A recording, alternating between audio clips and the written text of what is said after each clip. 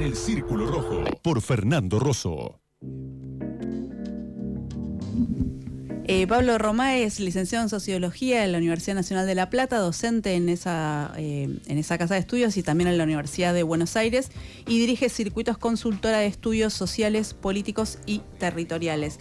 Hace unas semanas la Fundación Friedrich Ebert Stiftung, espero haber dicho más o menos bien, publicó un estudio que hizo con las también sociólogas Esther Solano y Cecilia Feijó, también la politóloga Thais Pavé, sobre nuevas formas del mercado de trabajo y cómo inciden estas nuevas formas en la construcción de identidades. Nos trajo además una versión impresa que está muy buena. Además, bueno, hace mucho que no veo también cosas impresas, ¿no? Es raro que hoy salvo los libros, que se publiquen esas cosas. Bueno, sobre ese informe y algunas otras cuestiones nos interesaba conversar un poco hoy. ¿Qué tal, Pablo? ¿Cómo estás? ¿Qué tal? Buen día, ¿cómo les va? Gracias por la invitación. No, gracias a vos por venir. Antes de ir al estudio, una cosa que me dio curiosidad que quería preguntarte es, ¿cuál fue el primer disparador, ¿no? Antes de empezar a pensar, bueno, qué metodología usamos, cómo lo vamos a hacer, qué cosas no estaban encontrando en otros estudios, quizás de opinión o radiografías del mundo laboral, que los hizo pensar en este estudio. Bueno, no, en realidad surge porque nosotros el año pasado también con la Fundación Friedrich Ebert hicimos un trabajo sobre los votantes moderados de Milei. Es verdad, sí. Y lo que veíamos ahí es que la mayoría eran trabajadores, ¿no? Y bueno, un poco el enfoque que nosotros habíamos dado a ese trabajo era distinto, ¿no? Era más de, bueno, condiciones para entender por qué votaban a Milei, ¿no? Y ahí aparecía la idea del sacrificio y la esperanza de manera muy, muy marcada. Y sobre todo en trabajadores. Entonces dijimos, bueno, ¿por qué no hacemos un trabajo específico sobre los trabajadores para ver qué es lo que pasa ahí, digamos, ¿no? Y este trabajo tiene un componente importante de trabajadores votantes de Milei, pero también tiene de aquellos que votaron a Massa en 2023, digamos, ¿no? Y lo que vemos es que hay una relación muy, muy cercana, digamos, ¿no? No hay una diferenciación muy grande entre los votantes. Es decir, la situación de los trabajadores es bastante común, más allá de sus preferencias electorales, ¿no? Claro. En la introducción ustedes hablan de personas que se mueven de forma fluida entre el mercado formal y el mercado informal. Bueno, tiene una definición que me parece que está buena, que dicen: a la crisis del trabajo el neoliberalismo le responde con una precariedad que parece más seductora, ¿no? ¿Cuáles son, como para empezar por alguna parte, los factores centrales del mercado laboral en los que se mueven estos nuevos, novísimos trabajadores, como le dicen ustedes? Sí, mirá, nosotros hicimos en la muestra del trabajo trabajadores del sector formal, tanto privado como estatal, y del sector informal, ¿no? Dentro del sector informal, aquellos que hacen los trabajos informales más tradicionales, y los que hacen plataformas, ¿no? Entonces, y lo hicimos con personas de todo el país. Y lo que vemos es que hay esa relación fluida. Lo que implica es que hay personas que tienen un trabajo formal, asalariado, ya sea en blanco o en negro, y trabajan en plataformas también, digamos, ¿no? En distintas plataformas que bueno, quizás las más conocidas son las de los riders, digamos, Rappi, Uber, pero después hay un montón de otras plataformas, desde, bueno, también algunas también que son famosas, tipo OnlyFans, pero bueno, también están las inversiones financieras, ¿no? Ventas de fichas de casinos online, ¿no? La de las apuestas, porque también hay nosotros lo que planteamos en el trabajo es que hay una relación entre estas nuevas formas del trabajo y cómo impacta también en la subjetividad. Claro. ¿No? Porque, bueno, lo que vos haces también te genera este vínculo con la forma en la cual empezás a entender las cosas. Y en esa subjetividad, bueno, aparecen estas cuestiones que están muy presentes en la narrativa, ¿no? En la narrativa más neoliberal, si se quiere, de las extremas derechas, que es esta idea de la seducción, ¿no? La idea de la seducción en términos de decir, bueno, vos podés administrar tu propio tiempo, no tenés un jefe abusivo, claro. Podés, dentro del tiempo vos mismo podés decidir cuántas horas trabajás, no trabajás, si podés trabajar de tu casa o no, no tenés que ir a un lugar, la idea de estar en un trabajo rutinario, que no es creativo, ¿no? Toda esta narrativa que es seductora, ¿no? Que también de alguna manera responde a una demanda de los trabajadores, digamos, ¿no? Por eso esta idea de, bueno, del tiempo, ¿no? De las relaciones o de las condiciones en las cuales se da el trabajo. Y la paradoja un poco es que esto se lo resuelve el capital y no lo resuelve los sindicatos, no lo resuelve el Estado, digamos, ¿no? Porque esto también de la reducción de las horas de trabajo, tener tiempo para conciliar otras actividades, fundamentalmente las mujeres, digamos, ¿no? Que a veces cuando hicimos las presentaciones la semana pasada nos preguntaban, bueno, pero esto de las mujeres que quieren trabajar en la casa, ¿cómo se liga con el feminismo? Bueno, básicamente porque hay una decisión que es decir, bueno, tengo también distintos proyectos, que no es solamente trabajar, sino que tiene que ver con otras cuestiones, realizarme como madre, poder estar presente en la crianza de mis hijos, digo, cuestiones que hacen también a algunas necesidades que, bueno, que no, por eso digo, ahora, en esta respuesta que dan las plataformas, hay una situación contradictoria, porque todo eso que aparece como seductor en la realidad no está. Digo, ¿no? Porque vos administras tu tiempo, pero terminas trabajando más, no menos. Tenés mayores niveles de riesgo, digamos, ¿no? Porque tenés que asumir los riesgos. Y a partir de ahí se arma toda una discusión que nosotros planteamos, es que hay un quiebre, hay un cambio. Lo que antes era una conquista colectiva, hoy pasa a ser una responsabilidad individual. Entonces, en esa responsabilidad individual también empieza a haber ciertas como tiranteses, por ejemplo, con los sindicatos, por ejemplo, con el Estado, ¿no? A través de esta idea de los impuestos. Si yo me tengo que garantizar mi propio ingreso, no quiero que nadie se meta.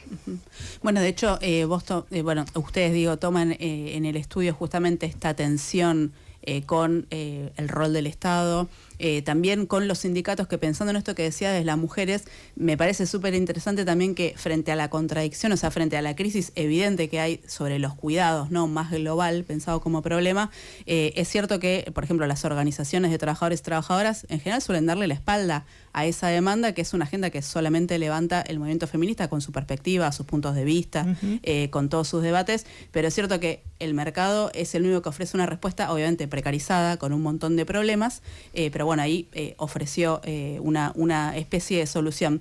Ustedes toman ahí justamente esto que te decía, las tensiones, ¿no? Con el rol del Estado, con los sindicatos, y lo que dicen es que también es parte también de la construcción de identidades nuevas. ¿Qué rasgos tienen o qué rasgos te parecen interesantes para subrayar de esas identidades laborales? Sí, esas identidades tienen que ver con este impacto en la subjetividad, digamos, ¿no? Es decir, bueno, se empiezan a tener significados positivos, cuestiones que tienen que ver con esto que decíamos, ¿no? Con la idea de poder invertir, del enriquecimiento, ¿no? Esta idea de tener un trabajo y no poder avanzar económicamente es un peso en términos de la subjetividad y va construyendo algunas identidades, no las identidades clásicas, digamos, fuertes del trabajador, sino que tienen que ver con un poco, me parece, con las aspiraciones y cómo pega también esta nueva subjetividad que forma parte, digamos, tanto de una narrativa que se juega todos los días, porque el gobierno de Milei juega todos los días la ficha de esa narrativa, ¿no? La idea de que el trabajador estatal o el que tiene un trabajo estable, digamos, ¿no? Esa idea de que está muy cómodo, ¿no? Sí. Privilegiado. Que es privilegiado, que no se esfuerza, que está ahí no por su mérito. Bueno, va construyendo también una especie de identificación, una identidad, un cambio también en la subjetividad y en las formas de pensar un poco también las solidaridades, ¿no? Claro, porque también eso te iba a decir, contrapone mucho esta narrativa que hoy Milei usa acá en Argentina, pero es más generalizada, esto de contraponer al trabajador, la trabajadora que está a lo mejor, o sea, que es asalariada en relación de dependencia, con el emprendedor, ¿no? Pues el emprendedor es el que trabaja y se desloma todos los días para ganar el ingreso, y la persona que tiene un trabajo estable, no. O sea, es como que hay alguien que le está regalando algo. Y eso no se puede entender sin la comprensión de lo que significó la pandemia, ¿no? Nosotros en el trabajo anterior, en el de los votantes moderados de Milei, lo que veíamos es que lo que hay y lo que el gobierno trabaja mucho es esta idea del resentimiento, ¿no? De las desigualdades a nivel horizontal y no en términos verticales como nosotros estamos acostumbrados a verlo. Yo soy sociólogo, las clases sociales, lo de arriba, lo de abajo. Y hoy ese resentimiento lo que hace es que lo que se privilegien son las desigualdades entre los de al lado, ¿no? Miro al de al lado. Y creo que el gobierno trabaja mucho eso, ¿no? ¿Por qué? Y bueno, porque el trabajador que pudo transitar la pandemia con un ingreso, y bueno, al lado del que no pudo transitar la pandemia con ingreso, y bueno, hay una brecha enorme. Y eso también impregna en la subjetividad, impregna en ese resentimiento. Que bueno, que en términos del mundo laboral está planteado. Y también es cierto que hay una situación estructural donde hay una economía que no genera puestos de calidad, ni en términos de condiciones laborales, ni en términos salariales. Entonces tenés una masa enorme de trabajadores precarios y creo que este proceso, bueno, por eso nosotros decimos, tiene esta mirada más seductora, atractiva, pero también forma parte de un proceso de flexibilización laboral muy fuerte. Claro. Estamos hablando con Pablo Roma, él es parte de un grupo que realizó un estudio que se llama Las y los novísimos trabajadores de la Fundación Ebert. ¿Pablo? Sí, ahí en el estudio hablan de una tecnoutopía de derecha que interpela mejor estas identidades, una melancolía progresista. Te quería preguntar primero cómo es esa relación, medio lo que empezaste a decir recién. En particular me interesa porque ustedes ponen la pandemia, recién lo mencionaba, pero también hay una experiencia más de largo plazo, ¿no? De frustraciones o de algo que no anda mal. Y después, para ver cómo esa relación, pero también en perspectiva, aunque ya no es del estudio, ¿en qué medida esa tecnoutopía de derecha que hoy interpela bien puede seguir interpelando cuando la gente enfrente, no sé cuándo, en algún momento, las mismas miserias a las que las llevaron a votar a Milei, ¿no? Sí, bueno, hay un cambio, hay una transformación, digamos, ¿no? La tecnología ha cambiado mucho, parte de las relaciones humanas, y entre ellas también la del trabajo, ¿no? Yo creo que bueno, un poco esto, ¿no? El capitalismo está siempre cambiando para no cambiar lo esencial de alguna manera. Entonces, en ese sentido, nosotros, por ejemplo, hemos hablado con muchos, sobre todo delegados sindicales, ¿no? Y bueno, y hay una tensión en ese sentido. Es decir, bueno, esto es lo mismo que en los 90, digamos, ¿no? Como fue la cancha de pádel, el parripollo. Hoy es la plataforma. Y bueno, y como eso se cayó en un momento, esto también se va a caer. Yo creo que esa posición es una posición un poquito cómoda, a veces. Creo que hay una transformación más profunda. Sí, aparte es volver eventualmente a un pasado que tampoco era tan maravilloso como se lo relata, digamos. Exactamente, por eso es cierta nostalgia, ¿no? Porque, a ver, ahí hay una tensión. Es cierto que es mucho mejor, digo, y que es, digo, y es menos viable generar puestos de trabajo que tengan seguridad social, que tengan derechos. Digo, esto a veces se habla de los derechos en general, pero bueno, es que vos puedas tener un aguinaldo, que puedas tener tu vacación, no que vayas a una panadería y tengas un jefe que te hostigue, que te haga laburar 14 horas por día en condiciones insalubres, digo, ¿no? Obviamente, eso es así. Ahora, la economía no genera ese tipo de puestos de trabajo. Más bien genera los segundos, digamos, ¿no? Y frente a esa situación, las plataformas vienen a ser una alternativa. Por ejemplo, nosotros en las entrevistas tenemos mucho... personas que dicen, bueno, sí, el caso de la panadería. Bueno, yo trabajaba en la panadería, mi jefe me hostigaba, me acechaba. Y hoy prefiero trabajar desde mi casa, digamos, ¿no? Sí, obvio. Prefiero trabajar desde mi casa, en la aplicación, puedo ir al acto de mi hijo, puedo acompañarlo, digo, cuestiones que hacen a esta idea de, bueno, hasta qué, como vos decís, hasta dónde, digo, ¿no? La tecnología se mete en nuestras vidas, y bueno, se ha metido bastante. Yo creo que hay que entender ese proceso y hay que empezar a darle una respuesta diferente a la respuesta que le da el capital, porque en realidad, bueno, como toda mercancía, conlleva ese proceso de enajenación. Y vos decís, sí, yo voy a ser más libre, pero terminás trabajando más, terminás siendo esclavo de la demanda, en el caso de los riders, por ejemplo, terminás esclavizado a un mercado donde vos no lo controlás, en relación a las plataformas tampoco sabés bien quién es tu jefe, dónde reclamar, ¿no? Eso no está. El mismo despotismo, pero impersonal, digamos. Impersonal, totalmente, digamos, ¿no? Sí, de hecho, las primeras experiencias, me acuerdo que alguna vez los entrevistamos a los riders que se empezaban a organizar, empezaba por algo que ustedes señalan, que también me gustó mucho, que es esto de la sospecha, ¿no? De, bueno, en las plataformas aparece con esto de, bueno, o sea, ¿soy yo mi propio jefe o hay un jefe que yo no conozco y condiciones con las que yo no estoy de acuerdo? Y esto que dicen ustedes sobre el tema de los emprendedores y sobre todo la autoexplotación de... O sea, hasta dónde es, bueno, las resignificaciones que ustedes subrayan, ¿no?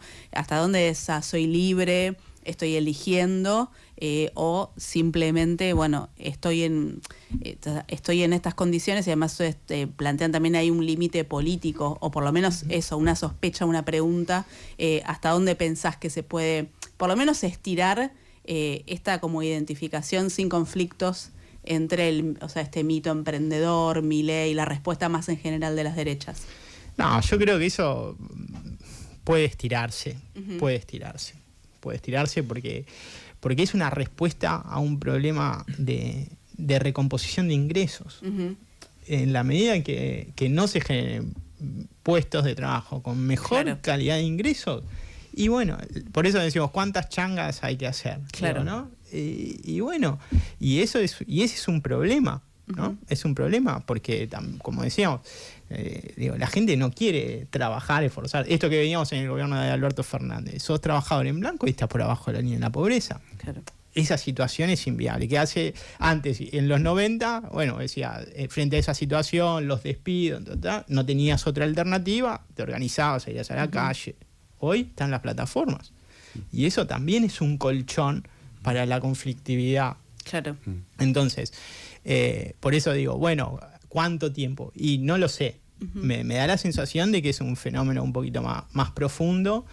Ahora, las sospechas están fundamentalmente puestas en que realmente el ajuste que planteó Milei no lo hacen todos, sino que lo hacen los sectores subalternos, lo hacen los trabajadores fundamentalmente y los empresarios no. También me parece que el lugar que Milei le da a las dos partes, ¿no? A los empresarios y a los trabajadores, es una construcción discursiva compleja, muy difícil, porque en realidad cuando él dice, bueno, son los trabajadores los que explotan a los empresarios, que es absurdo, ¿no? Sí. Ahora, lo que implica, al menos desde mi punto de vista, ese enunciado es que esa relación tiene que invertirse, digamos, ¿no? Que en realidad lo que hay que avanzar es en un proceso de subordinación, en un proceso donde bueno, los empresarios tengan mayor nivel de peso en la relación con los trabajadores, fundamentalmente, ¿no? Y creo que eso es un proceso que, al menos que yo estoy viendo, hay que ver después cómo se da. No hay situaciones absolutas, esto siempre es dinámico, ¿no? Cuánto vos tirás de la cuerda hasta que se rompe. Pero me parece que Milei quiere ir hacia ese proceso. Bueno, habrá que ver cuáles son los niveles de respuesta. Claro. Ahí se abre un ángulo interesante porque ustedes plantean algunos puntos de interpelación. Uno que a mí me llamó la atención, que capaz que estaba presente, uno no la veía, pero está presente, que hay como, no sé si sospecha, lo ponen, no sé si lo ponen como sospecha, pero con la élite económica el propio discurso de Milei abre como un ángulo de cuestionar algo que está arriba, ustedes lo ponen como élite económica, y después que se preserva cierta valorización de algunos aspectos de lo público, como la salud y la educación. Entonces se abren ángulos interesantes ahí de interpelación, y también uno podría pensar la tecnología. Bueno, nosotros hemos charlado muchas veces sobre el tema de la reducción de la jornada laboral, el tema de la tecnología abre también la posibilidad no de trabajar millones de horas, sino incluso de reducir el tiempo de trabajo, ¿no? Sí, totalmente. Yo creo que ese lugar que se le da, bueno, a los empresarios, o a la élite económica, digamos, ¿no? Forma parte también de una discusión, forma parte de una sospecha, porque si bien está la posibilidad de emprender este camino de la libertad económica, también hay límites estructurales, ¿no? Claro. Y eso aparece como una sospecha, eso está. Y en el sentido más político, de alguna manera, yo creo que lo que vemos es una disociación muy fuerte, digamos, ¿no? Entre la idea de trabajador y la idea de ciudadano, porque en términos de las sospechas dicen, bueno, a mí como trabajador el gobierno de Milei no me beneficia en nada, Ahora como ciudadano, y bueno, baja la inflación, ordena la macro, eso me permite que antes lo poco que tenía lo tenía que salir a gastar enseguida para que no se me desvalorice, ahora bueno, puedo tenerlo. Esto, ¿no? La inversión en bolsa de montos muy bajos, ¿no? Claro. De montos muy bajos. Y creo que eso, esa disociación habla también de un proceso muy, muy delicado que vive la clase trabajadora, que es, bueno, históricamente en el siglo XX lo que se trató es de unir, digamos, ¿no? Y hoy está muy separado. Sabes que pensando en eso, me surgía una pregunta cuando leía el informe que hicieron, que es poner el acento obviamente en la hiperindividualización, que es claramente una marca de esta época. Me preguntaba qué pasa con la identificación como clase, no como algo colectivo, porque está claro que ese es uno de los problemas, pero la identificación de sentirse, o sea, en las entrevistas que encontraron, se definen trabajadores, trabajadoras, o también hay un cambio en eso, en cómo te percibís. No, ahí está la percepción, pero es disociado. Claro, disociado, lo que decías. porque tenés dos actividades, digamos, o más, digamos, ¿no? Claro.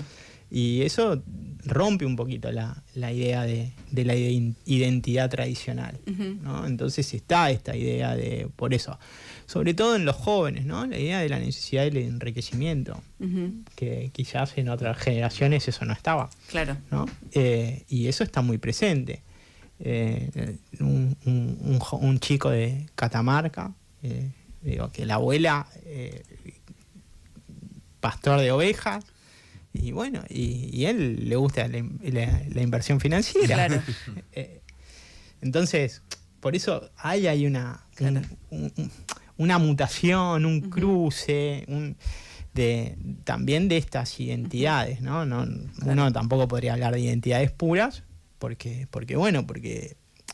en ese proceso de construcción de subjetividades se cruzan varias experiencias, y bueno, pero están presentes y hace también a la profundidad de la trama, ¿no? Porque ¿quién va a pensar que...?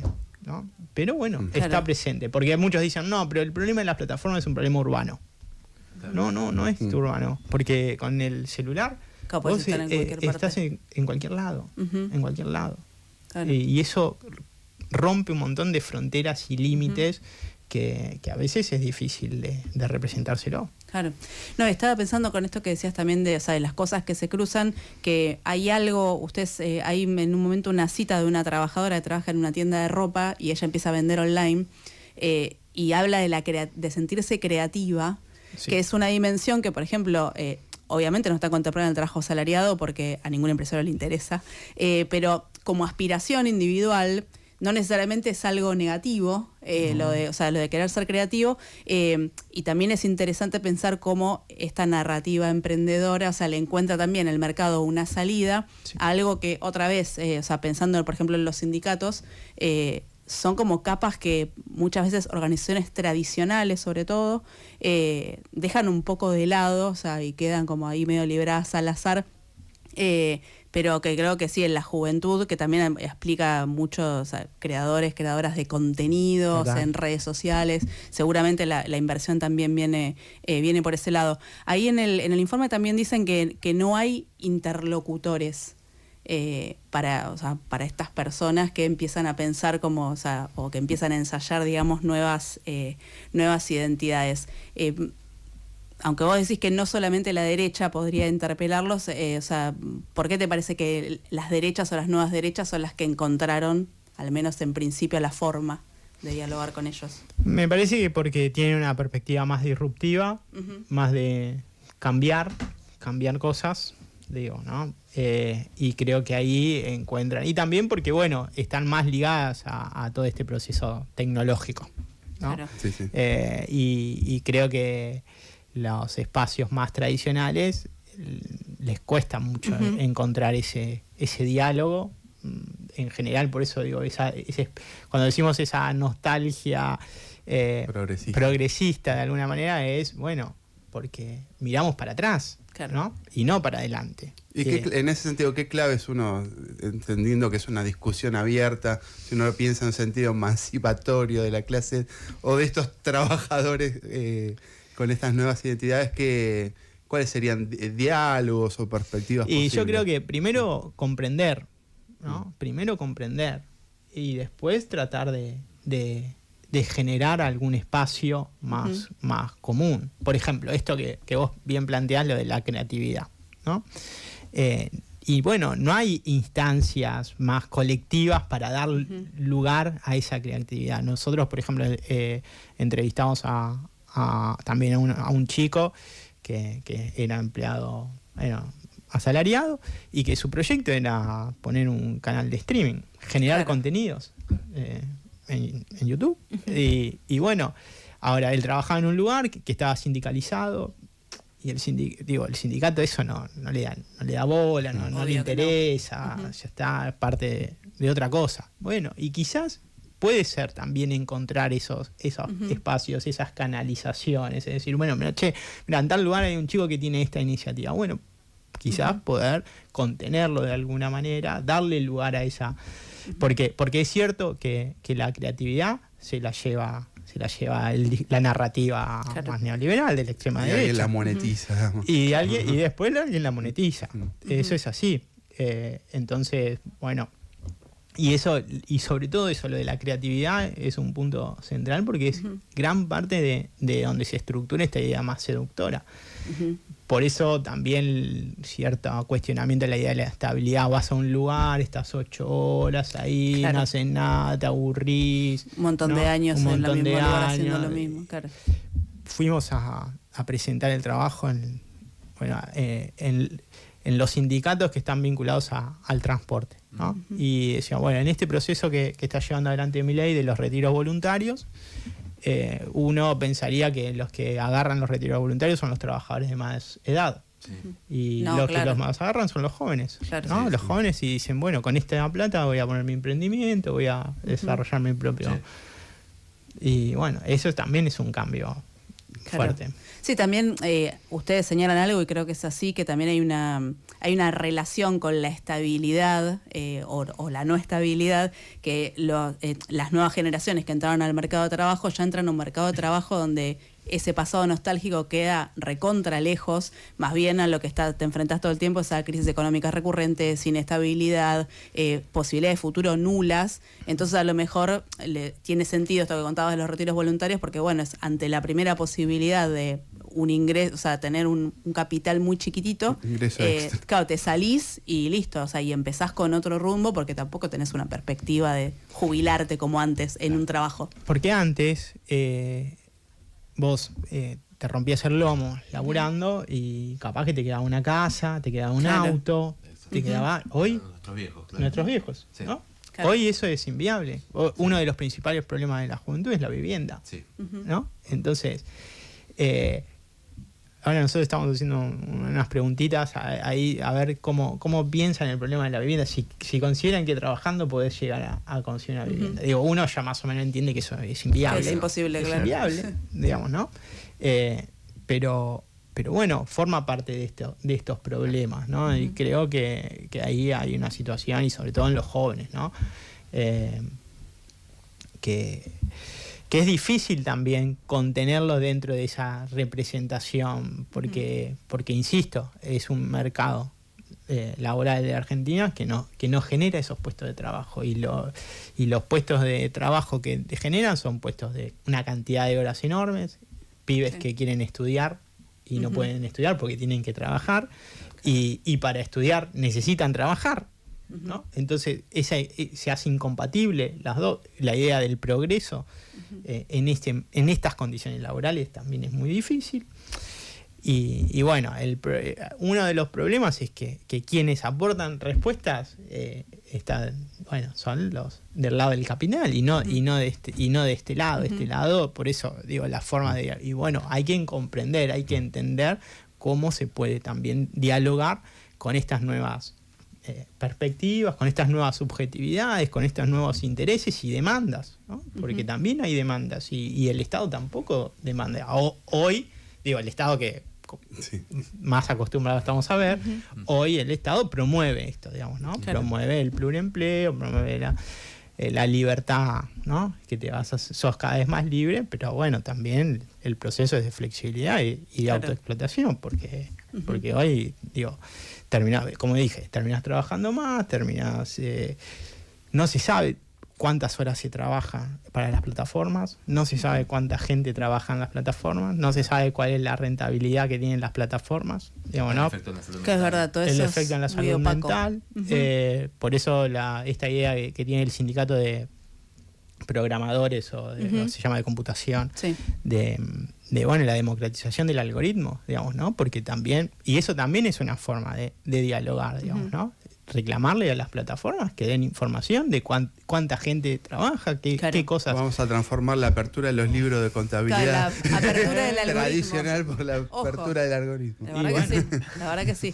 Escuchaban a Pablo Roma, él es parte de un equipo junto con Esther Solano y Cecilia Feijó, hicieron un informe publicado por la Fundación EVE que se llama Las y los novísimos trabajadores, cuántas changas para un salario digno. Conversamos sobre algunos temas que están ahí, esperamos la publicación o este informe completo, ansiosos. Ahí en la publicación lo que van a ver es más cuestiones, más citas de las entrevistas, Claro, digo, claro. que son más Interesantes. desglosados, más lindo. Sí. Bueno, muchas gracias por pasar por el Gracias a Círculo ustedes Rojo. por la invitación. Seguimos hasta las 14. 89.9. Radio con Voz.